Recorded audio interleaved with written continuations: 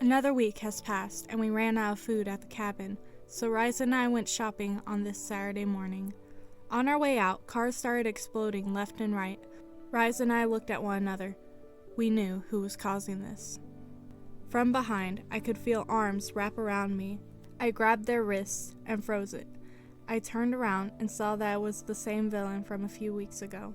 "What's wrong?" he said. "Why don't you come with me?" Rhys dropped the groceries and stepped in front of me. "Not happening," Rhys said as he lit his hands on fire. "It's not up to you," the villain said. The villain then looked at me and held his hand out in an inviting way. "Come with me. I won't hurt you," he said softly through his mask. He then turned his glance toward Rhys. "Unlike him." Rhys gritted his teeth and growled. He seemed angry, which is unusual for him, since he almost never gets angry. Even with what the villain had said and Rhys's unusual reaction, I couldn't take any chances. "I don't think I should," I said to the villain. "Fine," he said as he lowered his hand. "I didn't want to have to force it, but..." The villain held his hand up to snap, but Rhys grabbed his wrist and froze his hand. He kicked Rhys in the stomach while making an explosion with his feet. Rhys was sent flying back. I ran to Rhys to help him. The villain held his hand up to snap.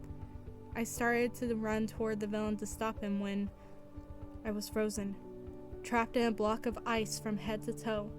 Unable to breathe, I started working to melt the ice. Rhys stomped the ground. 4 walls came up out of the ground around the villain, trapping him. Just as I finished melting the ice that I was encased in, the 4 walls trapping the villain exploded. "I just wanted to talk," the villain said. "You attacked me first." "Oh, so exploding a bunch of cars around us doesn't count?" I said to him. "You can't count that," he said. "I simply exploded a few cars. I didn't necessarily attack you." "You kicked me in the stomach," Rhys said. "After you froze my wrist," the villain said matter-of-factly. "It was an act of self-defense." "I froze your wrist because you were about to snap and make another explosion," Rhys said, now annoyed. "How do you know I was about to snap?" the villain asked. "Are you a mind reader, Rhys? Is that a secret ability you have?"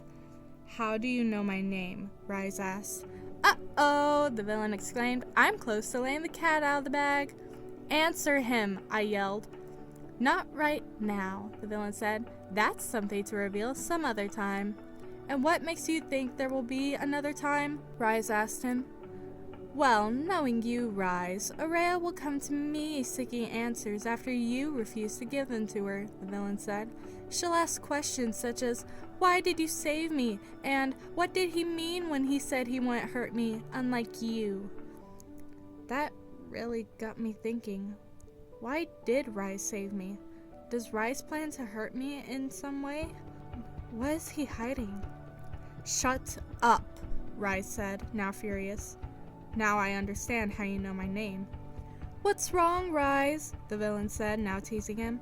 "Are you scared the girl of your dreams will find out the truth about who you really are?" "Don't!" "Or maybe you're scared she'd hate you for lying to her all this time," the villain said. "Who knows how many things you're hiding from her?" Rhys went to punch the villain, but he caught Rhys's wrist. Now, Rhys, do you not remember what happened last time you acted out in anger? You don't want to end up hurting her again, do you?" Rhys glanced at me, and his heart softened. He put his hand down and looked back at the villain with a glare. "Now," the villain started saying, "you and I both know that whether you tell her or not, she'll come to me." The villain looked at me. "Just like she always does." He let out a malicious laugh before causing an explosion at his feet and disappearing in the smoke. He left me with a lot to think about.